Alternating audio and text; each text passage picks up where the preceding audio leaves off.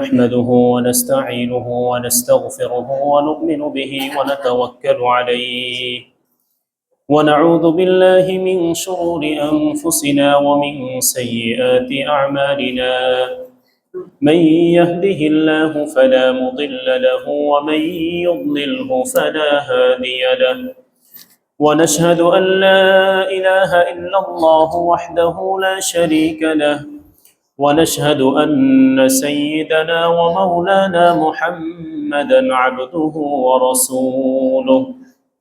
أما بعد فأعوذ بالله من الشيطان الرجيم. بسم الله الرحمن الرحيم. قل إن كانت لكم الدار الآخرة عند الله خالصة من دون الناس فتمنوا الموت إن كنتم صادقين، ولن يتمنوه أبدا بما قدمت أيديهم والله عليم بالظالمين.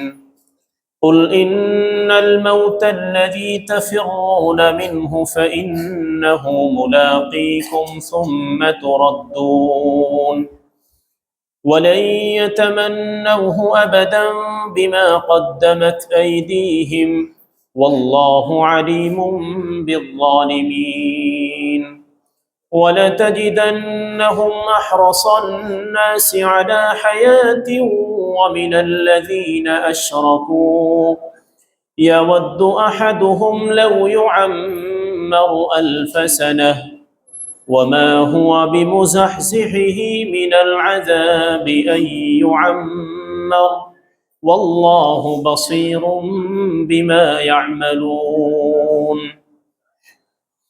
صدق الله مولانا العظيم وصدق رسوله النبي الكريم، ونحن على ذلك لمن الشاهدين والشاكرين والحمد لله رب العالمين. سبحانك لا علم لنا إلا ما علمتنا إنك أنت العليم الحكيم. سبحانك لا علم لنا إلا ما علمتنا إنك أنت العليم الحكيم. اللهم انفعني بما علمتني وعلمني ما ينفعني وزدني علما نافعا. اللهم صل على محمد النبي الأمي وعلى آله وسلم تسليما। আলহামদুলিল্লাহ, আল্লাহ রব্বুল আলমিনের দরবারে অসংখ্য অগণিত শুকরিয়া যে মহান রব্বুল আলমিন মেহেরবানি করে সালাতুল ইশা আদায় করার পরে আমাদেরকে কোরআনে কারীমের এই বরকতময় মজলিসে বসার জন্য তৌফিক দিয়েছেন। শুকরিয়া আদায় করি আলহামদুলিল্লাহ। সূরা বাকারার 94 নম্বর আয়াত থেকে আমরা আজকে পাঠ করেছি। আল্লাহ তাআলা রাসূলুল্লাহ সাল্লাল্লাহু আলাইহি ওয়াসাল্লামকে বলেন, ইহুদিদের একটা বদ অভ্যাস ছিল। পৃথিবীতে সবচেয়ে জঘন্য, সবচেয়ে নিকৃষ্ট, সবচেয়ে বড় সন্ত্রাসী যেই বাহিনী এবং যেই দল, তাদের নাম কি বলেন তো দেখি? পৃথিবীতে সবচেয়ে বড় সন্ত্রাসী, জঙ্গি বলেন, যাই বলেন, সবচেয়ে বড় সন্ত্রাসী গোষ্ঠীর নাম কি? ইহুদি জাতি। যারা হত্যাকাণ্ড, সন্ত্রাসী এখনই করতেছে এটা না, বরং সেই ওদের সূচনা থেকেই ওরা করে আসতেছে।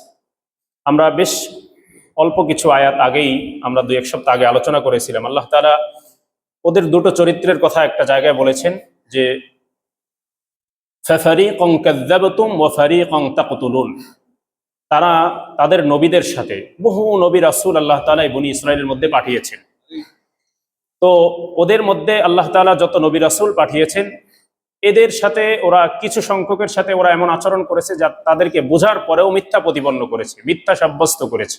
আল্লাহ বলেন তাদের একটা গ্রুপ তাদেরকে মিথ্যা সাব্যস্ত করেছে, ওয়া ফারিকুন তাকতুলুন, আর আরেকটা গ্রুপ তারা নবীদেরকে হত্যা করেছে। এবং আমি সেখানে আলোচনায় বলেছিলাম যে এখানে দুটো শব্দ আল্লাহ ব্যবহার করেছেন। একটা, প্রথমটা ব্যবহার করেছেন অতীতকালের শব্দ, আর দ্বিতীয়টা ব্যবহার করেছেন আল্লাহ তাআলা যেটা দুটো কালকে বোঝায়, বর্তমান কাল, ভবিষ্যৎ কাল। হাল এবং মুস্তাকবিল, ইস্তেকবাল, যেটা বর্তমান অবস্থা এবং ভবিষ্যতের কথা বোঝায়। তো আল্লাহ বুঝাইতে চাইছেন যে ওদের যে এই যে হত্যাকাণ্ড পরিচালনা করা, পৃথিবীতে নবীদেরকে হত্যা করেছে, সেই যে ধারাবাহিকতা, এটা যে বন্ধ হয়ে গেছে এমন না, বরং এটা ওরা ভবিষ্যতেও করবে।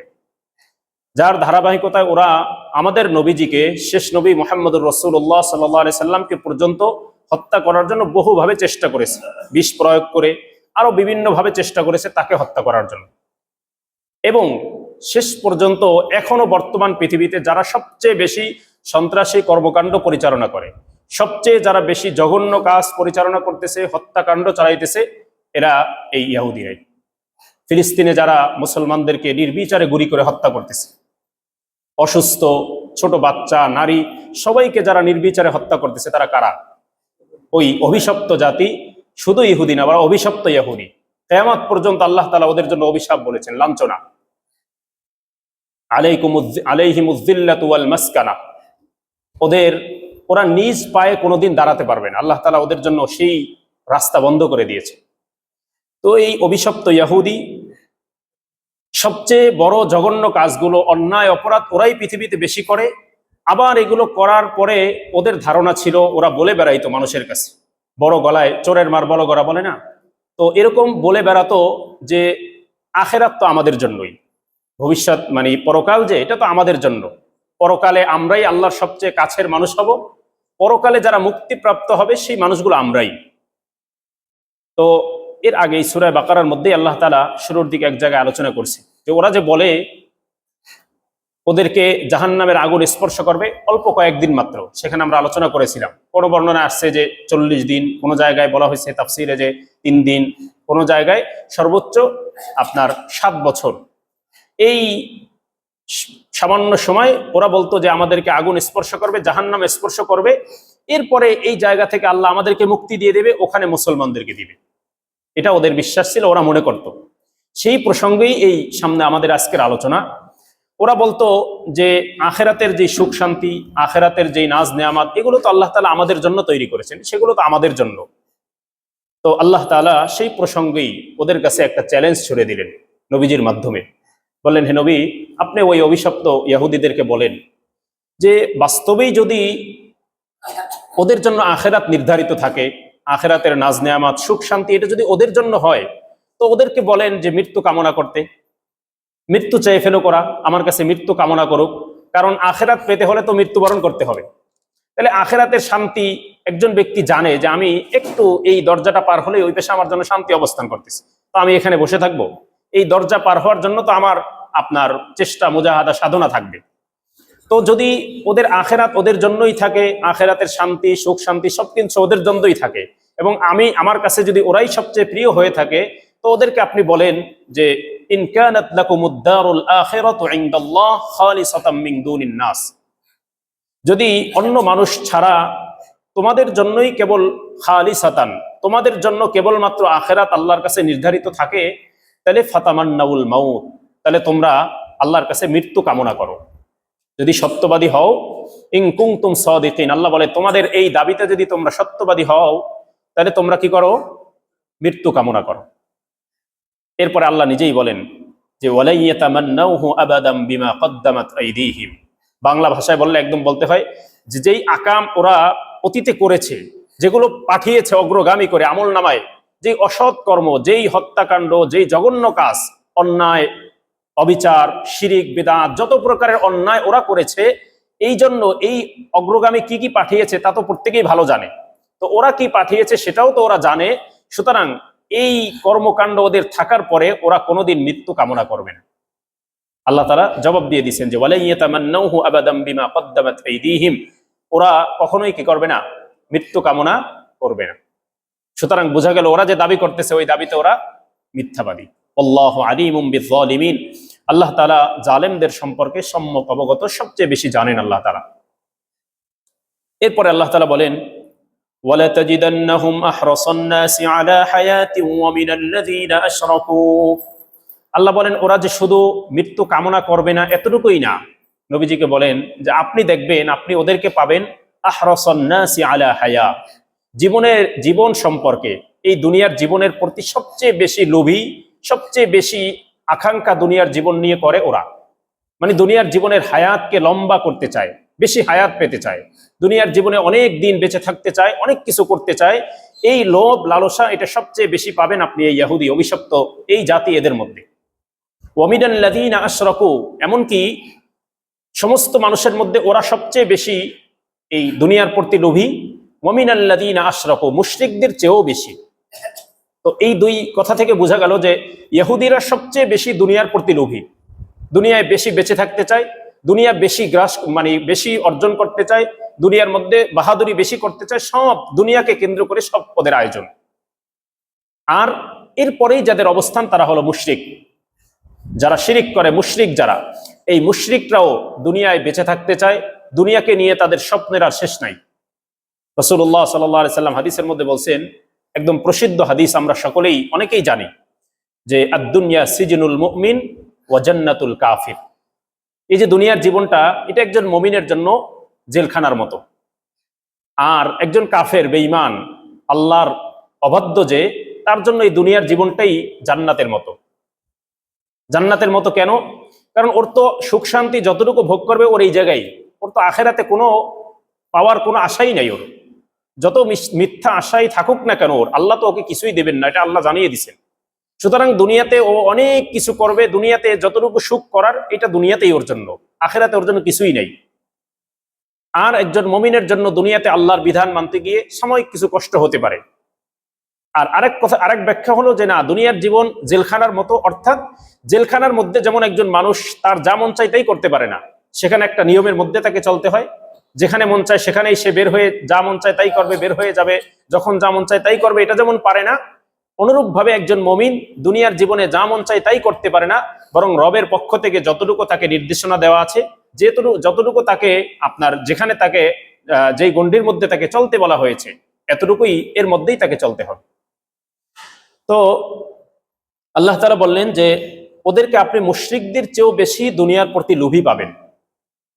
এরপরে আল্লাহ বলেন, ইয়াওয়াদ্দু আহাদুহুম লাউ ইউআম্মারু আলফা সানাহ। আল্লাহ তাআলা বলেন যে ওরা তো কামনা করে, চায় এটা, যে ওরা যদি 1000 বছর হায়াত পেত, 1000 বছর বেঁচে থাকতো, এটা ওরা কামনা করে, চায়, যা যদি 1000 বছর বেঁচে থাকতাম, 1000 বছর যদি আমার হায়াত হতো। ওয়ামা হুয়া বিমুজাহজিহি মিনাল আযাবি আন ইউআম্মার। এরপরে আল্লাহ বলেন, যত লম্বা হায়াতেই ওদেরকে দেয়া হোক না কেন বা ওরা পাক না কেন, লম্বা হায়াত তো ওদেরকে আল্লাহর আযাব থেকে রক্ষা করতে পারবে না। বিশেষ দীর্ঘ সময় বেঁচে থাকলে যে আল্লাহর আযাব থেকে বেঁচে যাবে, বিষয়টা তো এমন না, বরং ওরা তো নাফরমান, ওদের জন্য হায়াত বেশি পাওয়া মানে আরো বিপদে পড়া। একজন নাফরমান দুনিয়াতে একদিন হায়াত লম্বা পাওয়ার মানে কি? একদিন অন্যায় অপকর্ম বেশি করছে, ওর জন্য অন্যায়ের পাল্লাটা আরো কি হলো? ভারী হলো। এরপর আল্লাহ বলেন, আল্লাহু বাসীরুম বিমা ইয়ামালুন। তাদের কর্মকাণ্ড সম্পর্কে আল্লাহ তাআলা ভালো করেই অবগত আছেন, আল্লাহ তাআলা জানেন। তো এই যে আয়াত আমরা পাঠ করলাম, 3টা আয়াত পাঠ করেছি, আল্লাহ তাআলা নবীজি সাল্লাল্লাহু আলাইহি সাল্লামকে ইহুদিদের এই স্বভাবের কথা, এই বদ অভ্যাসের কথা জানায়া দিলেন এবং তাদেরকে এই চ্যালেঞ্জ নবীজির মাধ্যমে ছুড়ে দিলেন। এরকম একটা চ্যালেঞ্জ নবীজি সাল্লাল্লাহু আলাইহি সাল্লামের সাথে সংঘটিত হয়েছিল খ্রিস্টানদের। সেই ঘটনা সামনে আসবে, যেটাকে মুবাহালা বলে, আরবিতে মুবাহালা বলে। কি শব্দ? মুবাহালা। মুবাহালার পদ্ধতিটা হলো এমন ছিল, একবার নাজরানের খ্রিস্টানদের একটা প্রতিনিধি দল, নাজরান যারা, তখন নাজরান এটা আপনার মক্কা মদিনার বাইরে ছিল, এখন এটা সৌদি আরবের মধ্যে চলে আসছে। খ্রিস্টানদের বসবাস ছিল নাজরানে। তো নাজরানের খ্রিস্টানদের একটা প্রতিনিধি দল, এদের মধ্যে যারা ধর্মগুরু ছিল এদের একটা প্রতিনিধি দল, এরা নবীজি সাল্লাল্লাহু আলাইহি সাল্লামের কাছে আসছে। নবীজি সাল্লাল্লাহু আলাইহি সাল্লাম যেই সত্যের দিকে আহ্বান করতেছেন, কোরআনের দিকে আহ্বান করতেছেন, নবীজির রিসালাতের দিকে ডাকতেছেন, এটা সত্য বলে ওরা বিশ্বাস করতো না। তো এটার প্রমাণ নেয়ার জন্য, নবীজির সাথে এই ব্যাপারে কথা বলার জন্য একটা প্রতিনিধি দল মদিনায় আসে। নবীজি সাল্লাল্লাহু আলাইহি সাল্লাম তাদের জন্য থাকার ব্যবস্থা করলেন, মসজিদে থাকার ব্যবস্থা করে দিলেন, ওদের মেহমানদারির সবকিছুর ব্যবস্থা করলেন। পর্যায়ক্রমে মাঝে মাঝেই নবীজি সাল্লাল্লাহু আলাইহি সাল্লামের সাথে ওদের একাধিকবার বৈঠকও হয়। শেষবার ওরা একদম শেষ, ওদের মানে সর্বশেষ ওদের কথা ছিল যে ওই যে আল্লাহ তাআলা কোরআনে কারীমের মধ্যে যে ওয়াদা করেছেন, ওয়াইদ ক্বালা ঈসা ইবনু মারইয়াম ইয়া বানি ইসরাঈল ইন্নী রাসূলুল্লাহি ইলাইকুম মুসাদ্দিকান লিমা বাইনা ইয়াদাইয়া মিনাত তাওরাহ ওয়া মুবাশশিরান বিরাসূলিন ইয়াতি মিন বা'দি ইসমুহু আহমদ। নবীজি সাল্লাল্লাহু আলাইহি সাল্লাম পৃথিবীতে আসবেন, এটা পূর্ববর্তী নবী ঈসা আলাইহিস সালাতু ওয়াস সালাম তার উম্মতকে বলে গিয়েছিলেন, সতর্ক করে গিয়েছিলেন, জানিয়ে গেছেন যে আমার পরে একজন নবী আসবে, তার নাম হবে আহমদ। তিনি যে সত্য নবী এই ব্যাপারে তাদেরকে ওসিয়ত করে গেছেন, তার অনুসরণ করার জন্য নির্দেশও দিয়ে গেছেন। এই যে কথা, এই কথাকে ওরা অস্বীকার করে বলল যে আপনি সেই প্রতিশ্রুত যে আহমদ, যে আসার কথা ছিল সেই আহমদ আপনি না। নবীজি সাল্লাল্লাহু আলাইহি সাল্লাম বললেন যে আমি। নবীজি প্রমাণ দিলেন, বিভিন্ন মুআজিজা দেখাইলেন, তারপরেও বিশ্বাস করে না। তখন নবীজি সাল্লাল্লাহু আলাইহি সাল্লাম এর প্রতি আল্লাহ তাআলা আয়াত নাজিল করলেন। আল্লাহ তাআলা তাদেরকে আয়াত নাজিল করে আল্লাহ তাআলা তাদেরকে, নবীজি সাল্লাল্লাহু আলাইহি সাল্লামকে বললেন যে তাদেরকে আপনি আহ্বান করেন, ফামান হাজ্জাকা ফীহি মিন বা'দি মা জাআকা মিনাল ইলম, যারা সবকিছু স্পষ্ট হয়ে যাওয়ার পরেও, জানার পরে, বোঝার পরেও যারা আপনার সাথে ঝগড়া করে, যারা আপনাকে মানতে চায় না, আপনার সাথে বাদানুবাদ করে, তাদেরকে আহ্বান করেন, ফাকুল তাআলাউ নাদউ আবনাআনা ওয়া আবনাআকুম ওয়া নিসাআনা ওয়া নিসাআকুম ওয়া আনফুসানা ওয়া আনফুসাকুম সুম্মা নাবতাহিল ফানাজআল লা'নাতাল্লাহি আলাল কাযিবিন। রাসূলুল্লাহ সাল্লাল্লাহু আলাইহি সাল্লামকে আল্লাহ তাআলা বললেন যে তাদেরকে আহ্বান করেন। আপনি কিভাবে আহ্বান করবেন? যে তোমরা আসো, মুবাহালার পদ্ধতি এটা আল্লাহ কোরআনে শিখিয়েছেন, মুবাহালা কিভাবে করতে হবে। যে তাদেরকে আহ্বান করবেন, একটা ময়দানে তারা একত্রিত হবে, আপনিও যাবেন, ওরাও আসবে, আপনিও যাবেন, দুই পক্ষ দুই পার্শ্বে দাঁড়াবে। এরপরে দুই পক্ষই আল্লাহ তাআলার কাছে দোয়া করবে। কি দোয়া করবে? যে আমরা যদি সত্যবাদী হই, আল্লাহ আপনি আমাদেরকে বিজয় দেন, আপনি আমাদেরকে রক্ষা করেন। আর যারা মিথ্যাবাদী, আমাদের এই দুই গ্রুপের মধ্যে যারা মিথ্যাবাদী, তাদেরকে আপনি ধ্বংস করে দেন। এক পক্ষ বলবে, আর এক পক্ষ এটা আমিন বলবে, তারা এটাকে সমর্থন করবে, আবার অপর পক্ষ বলবে, তারাও এটাকে সমর্থন করবে। এইভাবে দুই পক্ষই কি করবে? দোয়া করবে। এবং যারা এখানে মিথ্যাবাদী হবে, আল্লাহ তাআলা তাদেরকে সমূলে ধ্বংস করে দিবে। এটা আল্লাহ তাআলা এই পদ্ধতি শিখাইলেন। এবার ওরা তো জানে ওদের অপকর্ম কি, ওদের আসলে আমলনামা কি, এবং ওরাদের মিথ্যাকে গোপন করতেছে, ওরাদের সত্যকে প্রকাশ করতেছে না, বোঝার পরেও এটা তো ওরা জানে। তো এবার যখন নবীজি সাল্লাল্লাহু আলাইহি সাল্লাম তাদেরকে আহ্বান করলেন, তারা এই আহ্বানে সাড়া দিল না। বুঝতে পারছে যে এই আহ্বানে যদি সাড়া দেই, তাহলে তো আমাদের আর উপায় নেই, আল্লাহ তাআলার আযাব থেকে তো আর কেউ রক্ষা পাবে না। এই ছিল একটা মুবাহালা। আবার ইহুদীদের সাথে, এই যে আজকের যে আলোচনা, এখানে ইহুদীদের সাথে এই ধরনের একটা মুবাহালা হয়েছিল। যখন তারা বারবারই নবীজিকে অস্বীকার করতেছিল এবং মুমিনদেরকে তিরস্কার করত, মুমিনদেরকে হ্যায় প্রতিপন্ন করত, আর নিজেরা মনে করত আল্লাহর নৈকট্য প্রাপ্ত বান্দা ওরা, এবং ওরাই আল্লাহর কাছে মুক্তি পাবে, জান্নাত ওদের জন্য বরাদ্দ, আখিরাতের সব নাজ নেয়ামত ওদের জন্য। এই ধারণা যখন ওরা পোষণ করতেছিল এবং বলতেছিল বারবার, তখন আল্লাহ তাআলা নবীজিকে বললেন যে ওদেরকে আহ্বান করেন মৃত্যু কামনা করতে। এখানেও দুটো পদ্ধতি তাফসীরের মধ্যে, তাফসীর ইবনে কাসীরের মধ্যে দুটো পদ্ধতি বলা হয়েছে। একটা হলো ইহুদিরা ওদেরকে বলা হয়েছিল যে তোমরা এইভাবে আহ্বান করবা, দুটো দলকে কেন্দ্র করেই আহ্বান করবা, দুই দলের নাম নিয়েই, যে আমরা মুসলমান এবং ইহুদি। যারা আমাদের মধ্যে মিথ্যাবাদী, আমাদের মধ্যে আমরা যদি সত্যের উপরে থাকি তাহলে আমরা তো বেঁচে গেলাম, আর যদি আমরা মিথ্যাবাদী হই তাহলে আমাদের আল্লাহ তাআলা যেন আমাদেরকে মৃত্যু দিয়ে দেয়। এই কামনা, এই আল্লাহর কাছে এই দোয়া তোমরা করবে। অথবা আরেক বর্ণনায় আসছে যে দুই পক্ষের জন্য না, বরং তোমরা নিজেরাই নিজেদের পক্ষ থেকে নিজেদেরটা কামনা করবা, যে যদি আমরা মিথ্যাবাদী হই তাহলে আমরা যেন ধ্বংস হয়ে যাই, আমাদের যেন মৃত্যু হয়ে যায়। কিন্তু এই আহ্বান করার জন্য ওদেরকে ডাকা হয়েছিল যে তোমরা আল্লাহর কাছে এই আহ্বান করো, আল্লাহর কাছে এই দোয়া করো তোমরা। কিন্তু ওরা এই ডাকে সাড়া দেয়নি। যখন এটা বলা হলো, ওই নাজরানের খ্রিস্টানরাও এই কাজ করেছিল, তখন নবীজিকে বলল, না এগুলোর দরকার নাই, আসেন আমরা একটা সন্ধি করি, সন্ধির মাধ্যমে এরপরে আমরা স্বাভাবিকভাবেই যার যার জায়গায় তারা থাকি, যার যার ধর্ম সে মানি। দেখেন না, মারলো একজন মুসলমানকে দিবালোকে, একদম দিনের বেলায় হত্যা করলো, জবাই করলো। এই জবাই করার পরে তারাই আবার উল্টো কি করতেছে? দোষ দিতেছে যে মুসলমানরা এগুলো করছে, এদেরকে ইসকন মনে করে, ইসকনের সদস্য মনে করে, এর যে হত্যা করা হয়েছে এই ইসকনের সদস্য মনে করে। এইটা তারা বলল, হত্যাও করলো তারা, আবার নাম দিল এটা। এদিকে মুসলমানরা যখন এই ব্যাপারে আপনার সরকারের প্রতি আহ্বান জানানো, যেটার বিচার করার জন্য, নিজের হাতে আইন তুলে নেয় নাই, বরং আহ্বান জানিয়েছে এই হত্যাকাণ্ড এবং এই যে অপরাধ, এবং যেই জঙ্গি সংগঠন, যেই উগ্র সংগঠন, সন্ত্রাসী সংগঠন যারাই কাজ করছে এদেরকে আইনের আওতায় আনার জন্য আহ্বান করলো। তো এদিক থেকে সরকারের পক্ষ থেকে মুসলমানদেরকে সবরের সবক দেওয়া হচ্ছে, ধৈর্যের সবক দেওয়া হচ্ছে, যে আপনারা ধৈর্য ধরেন, আপনারা সবর করেন। মানে ওরা মারুক, ওরা যা করুক, ওরা যা করে মন চায় যাই করে যাক, কারণ ওরা তো দাদা বাবু, আর আপনারা কি করেন? সবর করেন। এই হলো আমাদের অবস্থা। তো রাসূলুল্লাহ সাল্লাল্লাহু আলাইহি সাল্লাম তাদেরকে আহ্বান করলেন, তারা এই আহ্বানে কি করলো না? সাড়া দিতে পারলো না। কারণ সাড়া কিভাবে দিবে? ওরা তো জানে যে আমরা মিথ্যাবাদী, আমরা যদি মৃত্যু কামনা করি। এখন নবীজির কথা ছিল যে তোমরা যেহেতু বলতেছো যে তোমাদের জন্য আখিরাত, নবীজি সাল্লাল্লাহু আলাইহি সাল্লাম বললেন যে তোমরা যেহেতু জানো যে আখিরাত তোমাদের জন্য, তাহলে তোমাদের তো মৃত্যু কামনা করতে কোনো অসুবিধা হওয়ার কথা না। তোমরা যেহেতু তোমাদের জন্য আখিরাত মনে করো, তাহলে মৃত্যুবরণ করলে তো তোমাদের জন্য শান্তি, তোমাদের তো আর কোনো কষ্টের জীবন থাকবে না। মৃত্যুবরণ করলে তোমাদের জন্য জাহান্নাম, এটা তো তোমরা বিশ্বাসই করো না, তাহলে মৃত্যু কামনা করো। অন্য আয়াতের মধ্যে আজকের ফজরেও আমরা তেলাওয়াত করেছি, সূরাতুল জুমআহ, প্রসিদ্ধ সূরা। এই সূরার মধ্যে আল্লাহ তাআলা এই প্রসঙ্গে আলোচনা করেছেন। আল্লাহ তাআলা বলছেন, কুল ইয়া আইয়ুহাল্লাযীনা হাদু ইন যাআমতুম আন্নাকুম আউলিয়াউ লিল্লাহি মিন দুনিন নাস। নবী আপনি তাদেরকে বলেন, হে ইহুদিরা, ইন যাআমতুম আন্নাকুম আউলিয়াউ লিল্লাহ মিন দুনিন নাস, যদি তোমরা মনে করো, তোমাদের বিশ্বাস এটা হয়, তোমাদের ধারণা এটা হয় যে অন্য সমস্ত মানুষ থেকে তোমরা আল্লাহর কাছে সবচেয়ে বেশি প্রিয়, আল্লাহর বেশি নৈকট্য প্রাপ্ত বান্দা, তাহলে ফাতামান্নাউল মাউতা ইন কুনতুম সাদিকিন, তোমরা যদি তোমাদের এই দাবিতে সত্যবাদী হও, তো তোমরা আল্লাহর কাছে মৃত্যু কামনা করো। সূরা জুমার মধ্যেও আল্লাহ এই একই পদ্ধতি তাদেরকে বলেছেন। এরপরে আল্লাহ বলেন, ওয়ালা ইয়াতামান্নাউনাহু আবাদাম বিমা কদ্দামাত আইদিহিম ওয়াল্লাহু আলিমুম বিয-যালিমিন।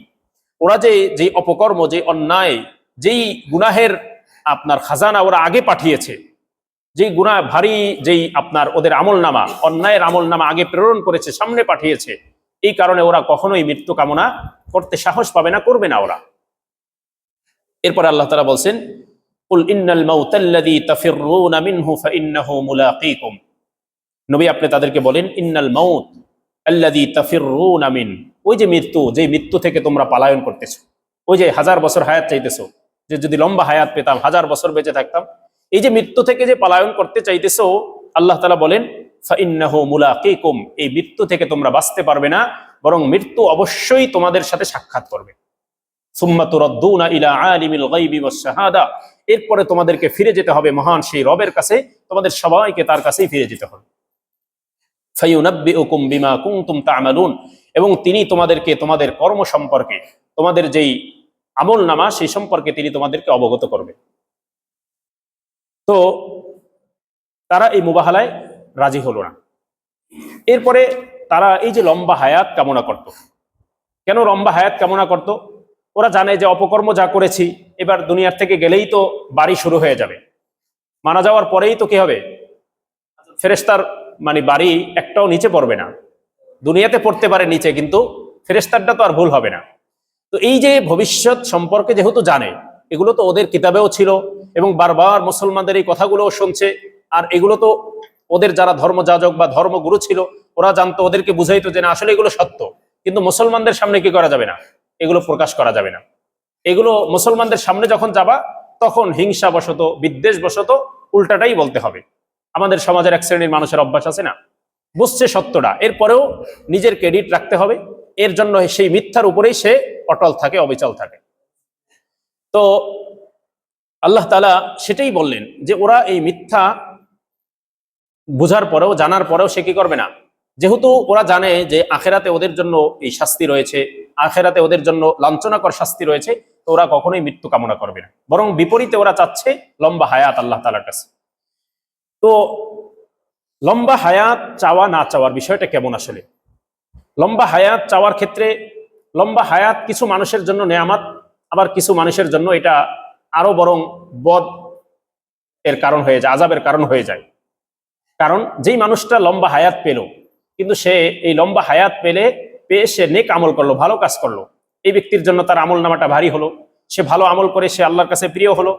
আর যে ব্যক্তি লম্বা হায়াত পাইলো কিন্তু ভালো কিছু করতে পারলো না, বরং অন্যায় অপকর্ম সে আরো তার বেড়ে গেল, তাহলে ওই ব্যক্তি এই যে লম্বা হায়াত পেল, এই লম্বা হায়াত পাওয়ার দ্বারা তার কি হলো? কোনো ফায়দা হলো না, কারো ক্ষতি হলো?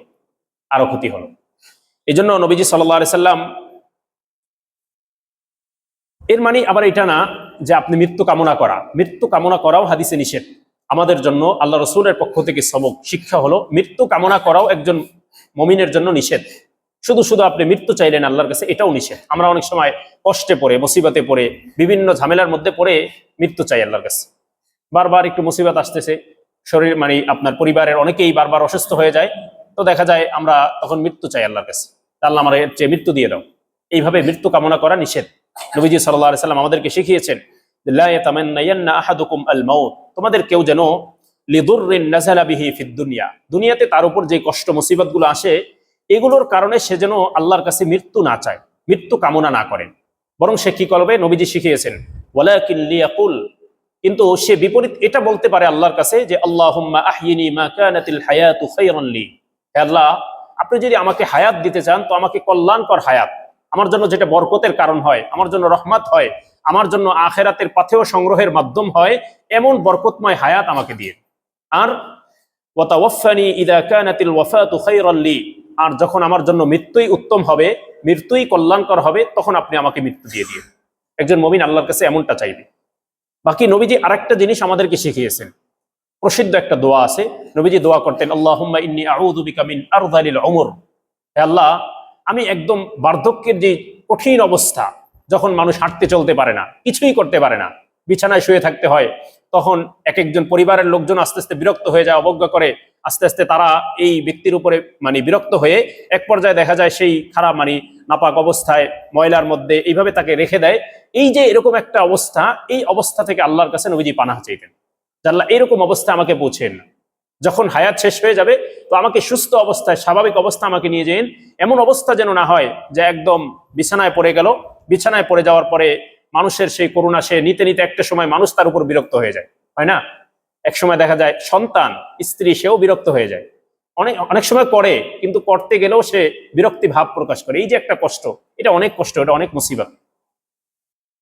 এই এরকম বেঁচে থাকা এটা অনেক কষ্টকর। এই জন্য নবীজি এই হায়াত থেকে আল্লাহর কাছে পানাহ চাইতেন। তো লম্বা হায়াত আমরা আল্লাহর কাছে চাবো কিভাবে? যে আল্লাহ আমাদেরকে নেক হায়াত দেন, লম্বা ইমানি হায়াত, ইমানি জিন্দেগি যেন গড়তে পারি, এরকম নেক হায়াত লম্বা দেন আপনি।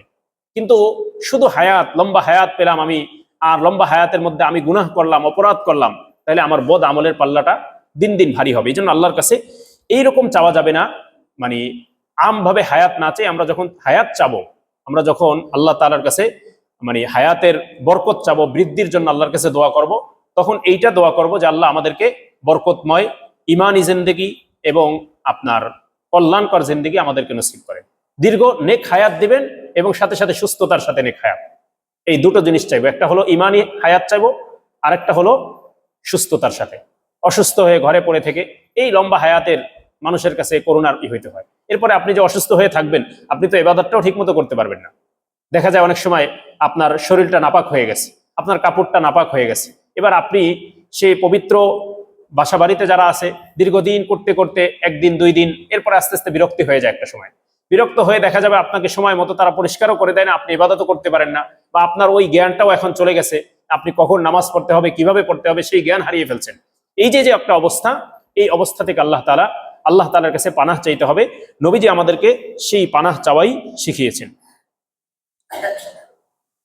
নবীজি সাল্লাল্লাহু আলাইহি সাল্লাম এই যে ইহুদিদের সম্পর্কে এক হাদিসে নবীজি বলেন, এই যে ইহুদিদেরকে যে আহ্বান করা হয়েছিল যে তোমরা মৃত্যু কামনা করো, আল্লাহ রাসূল সাল্লাল্লাহু আলাইহি সাল্লাম বলেন যে লাউ আন্নাল ইয়াহুদ তামান্নাউল মাউত লামাতু, যদি এই ইহুদিরা তখন আল্লাহর কাছে মৃত্যু চাইতো, যদি আল্লাহ তাআলার কাছে এই ইহুদিরা মৃত্যু কামনা করত, তাহলে আল্লাহ তাআলা তাদেরকে মৃত্যু দিয়ে দিতেন।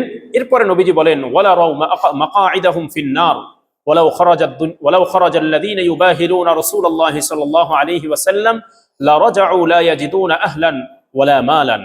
নবীজি বলেন যে তুমি থাকতে তখন তাদেরকে দেখতে যে তাদের সবার ঠিকানা হয়তো জাহান্নাম, এবং নবীজির সাথে সাথে এটাও বলেন যে তারা যদি মৃত্যুবরণ করত, অথবা তারা যদি এই মৃত্যু কামনা করার জন্য, এই মুবাহালা করার জন্য ঘর থেকে বের হয়ে আসতো, যে নবীজির সাথে এই চ্যালেঞ্জ গ্রহণ করবে, মুবাহালা করবে, তাহলে নবীজি আল্লাহ রাসূল সাল্লাল্লাহু আলাইহি ওয়াসাল্লাম হাদিসের মধ্যে বলেন যে তাইলে এই যে যারা আসতো ওরা কেউই বাড়িতে ফিরে গিয়ে ওদের পরিবার, ওদের সম্পদ কিছুই পেত না, সব ধ্বংস হয়ে যেত। এবং অন্য এক বর্ণনায় আব্দুল্লাহ ইবনে মাসউদ রাদিয়াল্লাহু আব্দুল্লাহ ইবনে আব্বাস রাদিয়াল্লাহু তাআলা আনহু থেকে, তিনি বলেন যে ওই সময় যদি এই ইহুদিরা মৃত্যু কামনা করত, এই মুবাহালা এই চ্যালেঞ্জকে গ্রহণ করত এবং ওরা মৃত্যু কামনা করত, তো ওরা সমূলে ধ্বংস হয়ে যেত, পৃথিবীতে আর ইহুদিই থাকতো না। তাইলে আমরা কি করতে পারতাম? এই আযাব থেকে মুক্তি পেতাম, এদের যেই আযাব, এদের যে অকল্যাণ, এর থেকে বেঁচে যেতাম। পৃথিবীতে আমাদের শত্রু কারা? পৃথিবীতে আমাদের সবচেয়ে জঘন্য শত্রু কারা? ইহুদিরা। এটা কে বলছে জানেন? আল্লাহ নিজে কোরআনে কারীমের মধ্যে বলছে, লাতাজিদান্না আশাদ্দান নাসি আদাওয়াতাল লিল্লাযীনা আমানুল ইয়াহুদা ওয়াল্লাযীনা আশরাকু। আল্লাহ দুই শ্রেণীর কথা বলে দিয়েছেন, এবং বাস্তবেও আমরা এই দুই শ্রেণীর দ্বারা বেশি আক্রান্ত, কিন্তু আমরা এখনো বুঝি না। এখনো আমরা তাদেরকেই আপন ভাবি, আমরা এখনো পর্যন্ত তাদেরকেই আপন মনে করি, তাদেরকেই আমাদের সহযোগী মনে করি। আল্লাহ জানায় দিয়েছেন সেই 1000 বছর পূর্বে, আল্লাহ বলেন লাতাজিদান্না আশাদ্দান নাস আদাওয়াতাল লিল্লাযীনা আমানুল ইয়াহুদ ওয়াল্লাযীনা আশরাকু। নবীজিকে আল্লাহ তাআলা বলছেন, হে নবী, মুসলমানদের ব্যাপারে সবচেয়ে বেশি কঠিন, সবচেয়ে বড় শত্রু হিসাবে যাদেরকে আপনি দুনিয়াতে পাবেন, 1 নম্বর হলো ইহুদি, 2য় নম্বর হলো মুশরিকরা। আর খ্রিস্টানরা যে আমাদের বন্ধু এরকম না, বরং আল্লাহ তাআলা বলছেন যে ওয়ালা তাজিদান্না আকরাবাহুম মাওয়াদ্দাতাল লিল্লাযীনা আমানুল ইয়াহুদা ওয়া লিল্লাযীনা আমানুল্লাযীনা ক্বালু ইন্না নাসারা। যারা বলে আমরা নাসারা, অর্থাৎ খ্রিস্টান, এদেরকে আমার মিত্র রূপে, বন্ধু রূপে আপনি বেশি কাছাকাছি পাবেন অন্যদের থেকে। তার মানে ওরা যে আমাদের বন্ধু এটা না, ওরাও শত্রু, বাকি ওদের তুলনায় একটু দূরত্বে ওদের অবস্থান। আর এই যে ইহুদি এবং মুশরিক, এরা আমাদের একদম এমন শত্রু যে আল্লাহ নিজেই কঠিন শব্দ ব্যবহার করছেন। এদেরকে আপনি সবচেয়ে ঘোর শত্রু, বড় শত্রু হিসাবে পাবেন। এবং আজকে কিন্তু বাস্তবতা এটাই, মুসলমানদেরকে শেষ করার জন্য, মুসলমানদের প্রতি প্রতিনিয়ত যারা নির্যাতন করছে, মুসলমানদের উপর জুলুম করছে, এরা ইহুদি এবং মুশরিকরা। ইহুদিদেরটা তো আমাদের কাছে স্পষ্ট, আমরা প্রতিনিয়ত দেখছি ফিলিস্তিনে এখন কি ঘটছে। এটা তো পুরো বিশ্বের প্রত্যেকটা বিবেকবান মানুষের সামনে একদম দিবালোকের ন্যায় স্পষ্ট। এরপরেও যারা ওদের চরিত্র বুঝবে না, বুঝতে হবে ওদের চোখকে আল্লাহ অন্ধ করে দিয়েছেন, ওদের দিলের মধ্যে আল্লাহ মোহর মেরে দিয়েছেন, আর বুঝবে না ওরা। আর মুশরিকরা যে আমাদের শত্রু, এর বাস্তব নমুনাও আমাদের সামনে বহু আছে, কিন্তু আমরা সেগুলোর দিকে ভ্রুক্ষেপ করি না, বুঝি না, মনে করি তারা তো আমাদের বন্ধু। এই যে কয়েকদিন পর পরই ভারতে বিভিন্ন জায়গায়, গুজরাটে যে সমস্ত জায়গায় মুসলমানদের উপর নির্যাতন হয়, যারা করে তারা কারা? এই যে হিন্দুত্ববাদ যারা, হিন্দু যারা, এরা কারা? এরাই মুশরিক। শুধু এরা না, এদের সাথে আরো আছে বাকি, এরা হলো বড় একটা অংশ। এই মুশরিকদের কথাও আল্লাহ তাআলা বলছেন যে এদেরকে আপনি শত্রু হিসেবে পাবেন। এবার মুসলমানরা এই যে দুটো গ্রুপ, এদেরকে শত্রু হিসাবে গ্রহণ করে না, এদেরকে বরং ভালোবাসার মানুষ হিসাবেই গ্রহণ করে। বলবেন যে কই, আমরা তো তাদের সাথে বন্ধুত্ব করি না। বন্ধুত্ব হয়তো আপনি বন্ধু বলে আর দোস্ত বলে ডাক দেন না, কিন্তু কাজে কর্মে, অনুকরণ সবকিছুতে আমরা আজকে ওদেরই অনুসরণ করি, ওদের অনুকরণেই করি, ওদেরকেই আমরা আমাদের অন্তরঙ্গ বন্ধু হিসাবে মেনে নিয়েছি। আল্লাহ তাআলা কোরআনে কারীমে বলছেন, ইয়া আইয়ুহাল্লাযীনা আমানু লা তাত্তাখিযুল ইয়াহুদা ওয়ান নাসারা আউলিয়া। এখানে আবার ইহুদি এবং নাসারাদের কথা বলছেন, যে তোমরা ইহুদি নাসারা, মোট কথা আল্লাহ অমুসলিমদেরকে বুঝিয়েছেন যে এদেরকে তোমরা বন্ধু রূপে গ্রহণ করো না। এরা তোমাদের বন্ধু না, এরা একজন আরেকজনের বন্ধু, এরা একে অপরের বন্ধু, কিন্তু তোমাদের বন্ধু না। আল কুফরু মিল্লাতুন ওয়াহিদা, পৃথিবীতে এই পুরো কুফরি শক্তি এরা একটা দেহের ন্যায়।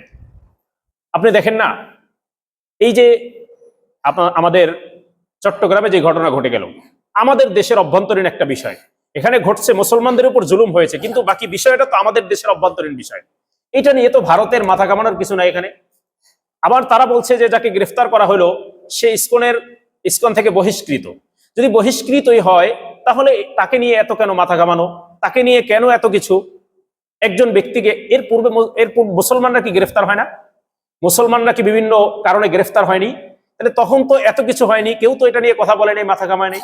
তাহলে একজন ইসকনের লোক গ্রেফতার করার কারণে তাকে নিয়ে এত মাথা ঘামানো, একদম সেই সংসদে পর্যন্ত ভারতে আলোচনা হবে, এত গুরুত্বপূর্ণ কেন?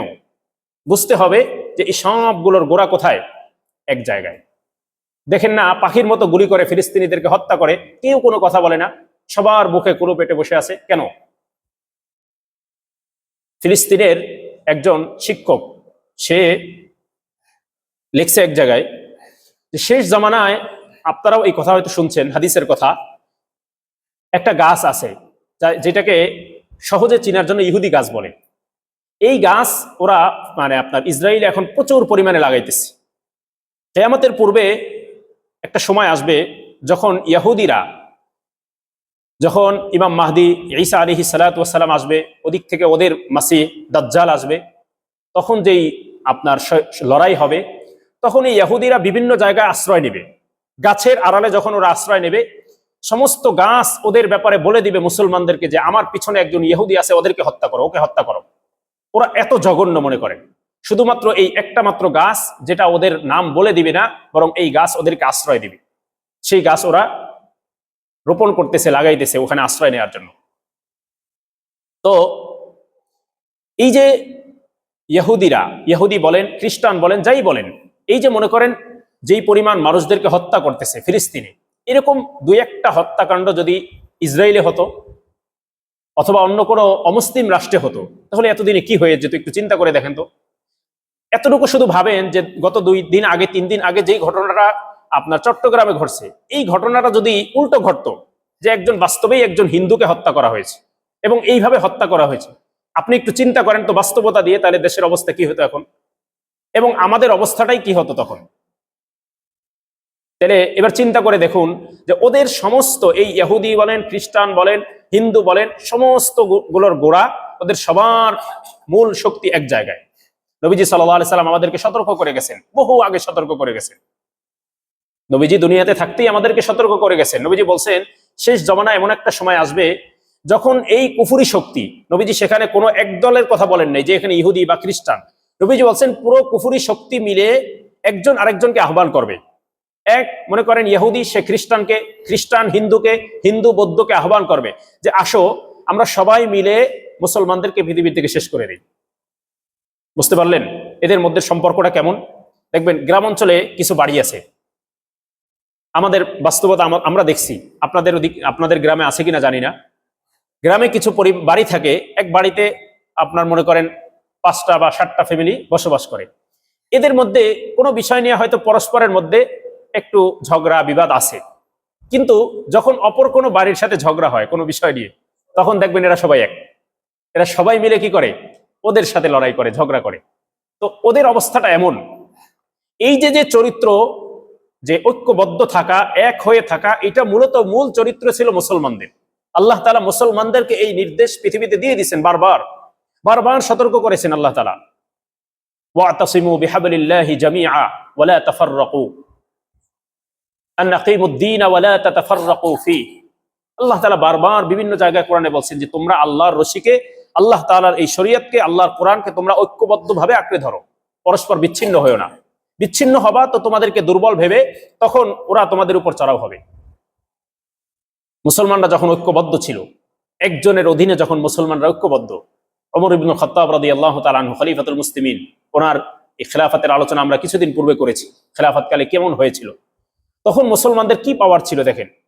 মুসলমানের দিকে একজন ইহুদির বাচ্চা, একজন খ্রিস্টানের বাচ্চা, অমুসলিমের বাচ্চা চোখ তুলে তাকাবে, একটু চোখ গরম করে তাকাবে, এই সাহস কোনো ইহুদির বাচ্চা করতো না পৃথিবীতে। এরা হলো মুসলমান, এবং বাস্তবে তো মুসলমানরা এই শান নিয়েই পৃথিবীতে চলবে, এটাই মুসলমানদের শান। ওমর রাদিয়াল্লাহু তাআলা আনহু যখন ইসলাম গ্রহণ করছেন, দেখেন মুসলমানের বাচ্চা কাকে বলে। আমরাও মুসলমানের সন্তান, তারাও মুসলমান ছিল। ওমর রাদিয়াল্লাহু তাআলা আনহু যখন ইসলাম গ্রহণ করলেন, আল্লাহ রাসূলকে প্রশ্ন করছে, ইয়া রাসূলুল্লাহ, আপনি যেই সত্যে ধর্মের দিকে ডাকেন, আপনি যেই ধর্ম প্রচার করেন, আমাদেরকে যেই ধর্মের দিকে আহ্বান করেন, এটা কি সত্য ধর্ম? ওমর রাদিয়াল্লাহু তাআলা আনহু ইসলাম গ্রহণ করছেন, মুসলমান। এখন প্রশ্ন করতেছে কি, আপনি যা বলেন, আপনি যেই ধর্মের দিকে ডাকেন, এটা কি সত্য ধর্ম? নবীজি বললেন, হ্যাঁ, এর মধ্যে তোমার আবার কোনো সন্দেহ আছে নাকি? তুমি তো মুসলমানই হয়েছো।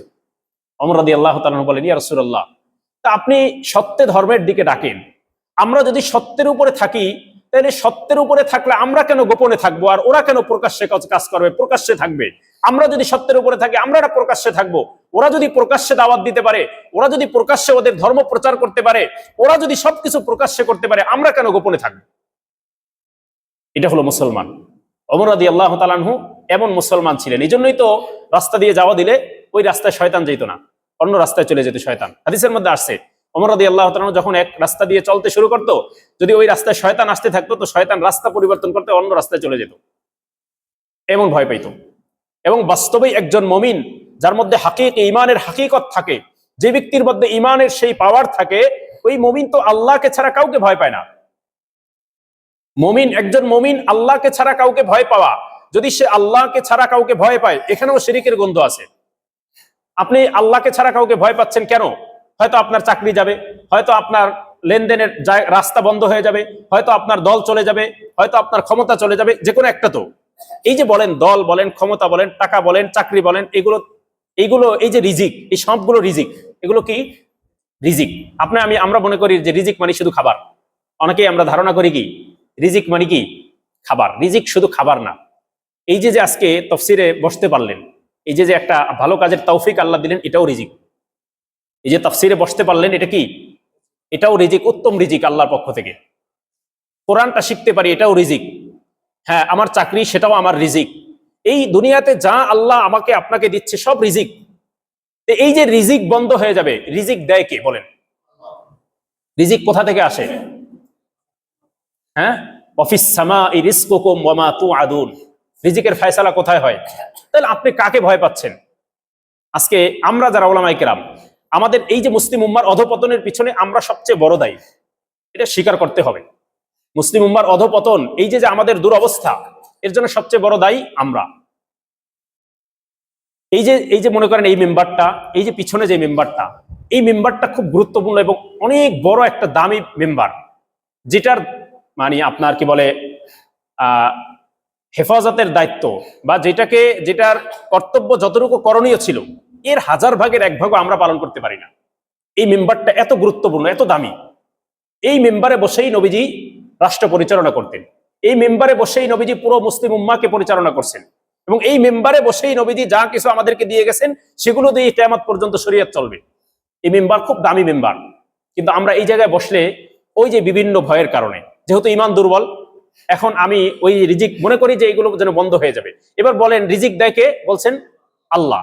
এবার আপনি যদি মনে করেন যে আমি এই সত্য বললে, আমি এই হকটা বললে, তাহলে আমার এটা ছুটে যেতে পারে, আমার চাকরি চলে যেতে পারে, আমার এখান থেকে বের করে দিতে পারে, তাহলে আপনি রিজিক দেয় আল্লাহ এটা বলেন, আবার এখানে চিন্তা করেন যে এটা বললে এটা চলে যাবে, তাহলে ওখানেও কি আংশিক চলে গেল না বিশ্বাস? জিজ্ঞেসে কিনা? তো আমরা এইটার কারণে আপনাদের কাছে যে দাওয়াত পেশ করি, ইসলামের যে রূপরেখা পেশ করি, এটা আংশিক পেশ করি। ইসলামের পূর্ণাঙ্গ রূপরেখা, পূর্ণাঙ্গ দাওয়াত এটা আমরা পেশ করতে পারি না। এই জায়গাটায় আমরা, এই যে আমাদের যে অক্ষমতা, এটার কারণেই আজকে জনসাধারণ এরা ইসলাম থেকে, ইসলাম মনে করেন এই যে আমি আগেও বলছি, এটা যে নামাজ রোজা, এই যে আপনার কোরআন তেলাওয়াত করা, এই যে তাফসিরে বসা, এই যে দিনী কাজগুলো, এগুলোকে আর রাষ্ট্রীয় যে বিষয়টা, এটাকে আমরা ভাগ করে ফেলছি। এখন আমরা মনে করি যে হুজুর কথা বলবে নামাজ দিয়ে, হুজুর কথা বলবে কবরে গেলে কিভাবে মানে নেকি বাড়বে এই নিয়ে, হুজুর কথা বলবে সুবহানাল্লাহ কয়বার পড়লে কত নেকি হবে এগুলো নিয়ে, হুজুর আবার কেন ওই বিচার ব্যবস্থা নিয়ে কথা বলবে, হুজুর আবার কেন আপনার রাষ্ট্রীয় বিষয় নিয়ে কথা বলবে, হুজুরকে এই অধিকার কে দিছে? কি বলেন? এই ধারণা করে না অধিকাংশ মানুষ। তাহলে নবীজি কি শুধু তাসবিহ তাহলিল এগুলোই শিখিয়েছেন? নবীজি কি রাষ্ট্রপ্রধান ছিলেন না? নবীজি বিচার কার্য সম্পাদন করেছেন না? নবীজি হাদিস কোরআনে কারীমের মধ্যে বারবার এই কথাগুলো আসছে। আল্লাহ তাআলা বলছেন যে ওয়ামান লাম ইয়াহকুম বিমা আনজালাল্লাহ ফাউলাইকা হুমুল কাফিরুন। যারা আল্লাহ তাআলার পক্ষ থেকে যেই ফয়সালা, আল্লাহর কোরআন যেই ফয়সালা দেয়, কোরআনের আইন যেই ফয়সালা দেয়, এটার বিপরীতে যারা ফয়সালা করে, এর বিপরীত আইন দিয়ে যারা ফয়সালা করে, আল্লাহ বলেন কোন জায়গায় বলছেন ওদেরকে জালেম বলছেন, ওদেরকে কাফের বলছেন। তাহলে এই কথা কে বলছেন? এখানে কিসের কথা আসলো? তাসবির কথা না তেলাওয়াতের কথা? কিসের কথা আসছে? বিচার ব্যবস্থার কথা আসছে। এত দেখেন না, কোরআনে কারীমের একটা আয়াতের ছোট্ট কথা বলে, এর আয়াতের ব্যাখ্যা বিশ্লেষণ, এখান থেকে বিভিন্ন মাসআলা, বিভিন্ন হুকুম বের হয়। তো আয়াতটা ছোট, কিন্তু এখান থেকে লম্বা আয়াত বের হয়েছে, লম্বা হুকুম, বিভিন্ন হুকুম আহকাম বের হয়েছে বিচার ব্যবস্থা। তো কোরআনে ইসলাম যেহেতু পূর্ণাঙ্গ জীবন বিধান, এখানে সব আছে, এখানে ইসলামের A to Z সব আছে। আপনি কোনটা আনতে আবার ইহুদিদের কাছে যাবেন, কোনটা আনতে আবার মালাউনদের কাছে যাবেন, কোনটা আনতে কারো কাছে যেতে হবে না। সব ব্যবস্থা, সব আলোচনা, সবকিছুর সমাধান কোথায় আছে? ইসলামে আছে। আপনার আমার এই যে জীবন বিধান ইসলাম এখানে আছে। এজন্যই তো আল্লাহ আয়াত নাযিল করছেন আল ইয়াউমা আকমালতু লাকুম দীনাকুম, আজকে আমি তোমাদের জন্য তোমাদের দিনকে পূর্ণাঙ্গ করে দিলাম। এবার আপনি যদি একটা আনার জন্য অন্য কারো কাছে যান, আপনি যদি মনে করেন যে এই জমানায় এই আইন চলবে না, এখানে আইন একটা নিজেদেরকে বানা নিতে হবে, অথবা এই আইন চলবে না, বরং ওই যে আপনার গণতন্ত্র যে আইন আমাকে দিছে এটাই বাস্তবায়ন করতে হবে, এটা দিয়েই মানুষের মধ্যে কি হবে, ইনসাফ কায়েম হবে। তাহলে বুঝতে হবে আপনি দিনকে পরিপূর্ণই মানেন না, আপনি ইসলামকে পরিপূর্ণই মনে করেন না, আপনি মনে করেন যে না এখানে ঠিক আছে, কিন্তু এই জায়গা আর কি লাগবে না, ইসলাম লাগবে না। এই আলোচনা আমরা পূর্বে করছি যে ইহুদিদের অভ্যাস ছিল, তারা কি করত, দিন মানে আংশিক মানতো আর আংশিক কি করত, অস্বীকার করত। এই জন্য আল্লাহ বলছিলেন আফাতুমিনুনা বিবাদিল কিতাব ওয়া তাকফুরুনা বিবাদ, তোমরা কি দিনের আংশিককে মানো আর আংশিককে অস্বীকার করো, এর দ্বারা কি হয় না, ঈমান হয় না। তো আমাদের আজকের যে দুরবস্থা, এটার জন্য আমরাই দায়ী। এই যে আজকে যে আমরা গুটি কয়েকজন হিন্দুত্ববাদ বা এই দু একটা সংগঠনের কারণে আমরা যে আজকে এই যে ভীত সন্ত্রস্ত, আমরা কথা বলতে পারি না, আমাদের দেশে আমরা থাকবো, আমরা কথা বলবো, এখানে আমরা কথা বলতে পাই না, সাহস পাই না, বরং আমাদেরকে বুঝিয়ে সমঝে রাখা হয় যে না কথা বলা যাবে না, এই হবে সেই হবে, দেশে এই হয়ে যাবে সেই হয়ে যাবে, ওদেরকে বোঝানো হয় না। এই যে পরিস্থিতি, এটার জন্য সবকিছুর জন্য আমরাই দায়ী, আমাদের কপাল আমরাই পড়েছি। আমরা কখন জাগি জানেন, আমরা জাগি হলো তখন যখন আমাদের পিঠ যখন দেয়ালে ঠেকে যায়, এবং আমরা যে আবার সামনে জাগবো ওই তখনই জাগবো, এর আগ পর্যন্ত জাগতে পারবো না। আমরা তখনই জাগবো যখন আমাদের মার খেতে খেতে একটা পর্যায়ে যখন দেয়ালের সাথে পিঠ ঠেকে যাবে, এরপরে জাগবে মুসলমানরা। মুসলমানদের জাগরণ হবে, মুসলমানদের চূড়ান্ত বিজয় তো মুসলমানদেরই, চূড়ান্ত বিজয় কাদের, মুসলমানদেরই হবে। আল্লাহ তাআলা ওয়াদা করছেন, আল্লাহ রাসূল ওয়াদা করছেন, চূড়ান্ত বিজয় মুসলমানদেরই হবে। এবং সেই বিজয়ের মানে কি বলে মাটি তৈরি হচ্ছে এখন। এই যে বিভিন্ন কিছু শুনছেন না, এই সব কিছু ওই যে চূড়ান্ত যে লড়াই হবে সেই লড়াইয়ের মাটি প্রস্তুত হচ্ছে। কিন্তু আপনি আমি যে ঈমান নিয়ে এখন চলছি, এই ঈমান নিয়ে সেই চূড়ান্ত মাঠে লড়াই করতে আমি কি সৈনিকের ভূমিকা পালন করতে পারবো না, আমি এর আগেই ছিটকে যাব। এমন ভয়ঙ্কর যুদ্ধের ভবিষ্যৎবাণী নবীজি করছেন হবে, যেই যুদ্ধে 100-র মধ্যে একজন বেঁচে থাকবে, 99 জন মারা যাবে, এমন যুদ্ধ হবে, ভবিষ্যৎবাণী করছেন নবীজি। এই যুদ্ধে যখন এই যুদ্ধের আলোচনার পরে লম্বা এক হাদিস মুসলিম শরীফে আছে, এই হাদিসে আলোচনা করার পরে নবীজি লম্বা আলোচনা করছেন, এরপরে বলছেন যে এই যে যুদ্ধ, যেই যুদ্ধের গনিমত পাওয়ার পরে কেউ আনন্দ প্রকাশ করবে না, গনিমতের মাল পাইলে সাধারণত মুসলমানদের কি হবে, আনন্দিত হওয়ার কথা, কিন্তু ওই যুদ্ধটা এত ভয়াবহ হবে যে যেই যুদ্ধে গনিমতের সম্পদ পাওয়ার পরেও কেউ তার কারো মুখে হাসি থাকবে না। কারণ কি, এত পরিমাণ মানুষ মারা যাবে, শহীদ হবে, এত পরিমাণ মানুষ ইন্তিকাল করবে যে এই লাশের উপর দিয়ে পাখি উড়ে যাবে, পাখি উড়ে যেতে যেতে যেতে যেতে ওই পাখি ইন্তিকাল করে নিচে পড়ে যাবে, পাখি ওই লাশের স্তূপ পার হতে পারবে না। নবীজি এই আলোচনা করার পরে এরপরে নবীজি বলেন যে এরপরেই এই যুদ্ধ শেষ হয়ে যাওয়ার পরে এই যুদ্ধে চূড়ান্ত বিজয় মুসলমানদের হবে, সেটাও নবীজি বলছেন। 1 দিন 2 দিন 3 দিন লড়াই হবে, সারাদিন লড়াই হয়েছে, একদম প্রচন্ড লড়াই, কিন্তু কোনো ফলাফল আসেনি। নবীজি বলেন 4র্থ দিন মুসলমানদের সৈনিকরা তখন বের হবে, প্রচন্ড লড়াই হবে, এবং শেষমেশ আল্লাহ তাআলা মুসলমানদেরকে বিজয় দেবেন। এই বিজয়ের পরেই এই যুদ্ধের হালাত হলো এই যে করুণ অবস্থা। এরপরে নবীজি বলেন এরপরে এর চেয়ে আরো ভয়াবহ যুদ্ধের জন্য প্রস্তুতি নিতে হবে। এই সব কিছু আমাদের সামনে আসবে। গজওয়াতুল হিন্দের কথা শুনছেন না, এগুলো সব আসবে, সামনে আছে। কিন্তু এগুলোর জন্য আপনি আমি কি প্রস্তুতি নিচ্ছি, আমার ইমানের পরিচর্যা আমি কতটুকু করছি, আমি নিজেকে আমার ইমানকে কতটুকু নবায়ন করেছি, আমি আমার নিজেকে কতটুকু আমার আমলের দ্বারা, আমার আখলাককে, সবকিছুকে আমি আল্লাহ তাআলার সাথে, আমাদের বিজয় তো হবে আল্লাহর সাথে সম্পর্কের মাধ্যমে। মুসলমানদের বিজয় আসে কিসের দ্বারা, এই অস্ত্রের দ্বারা, জনবলের দ্বারা। এটা বারবার প্রমাণিত হয়েছে।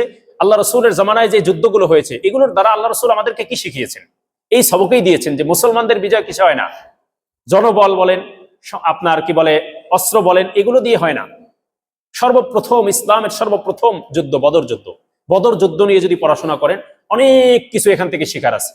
ঘটনাটা যদিও ছোট্ট, আমরা মনে করি বদর যুদ্ধ ইসলামের প্রথম যুদ্ধ হয়েছে, অনেক মুসলমানরা 313 জন ছিল, ওইদিকে কাফেররা 1000 ছিল, এই একটুকেই।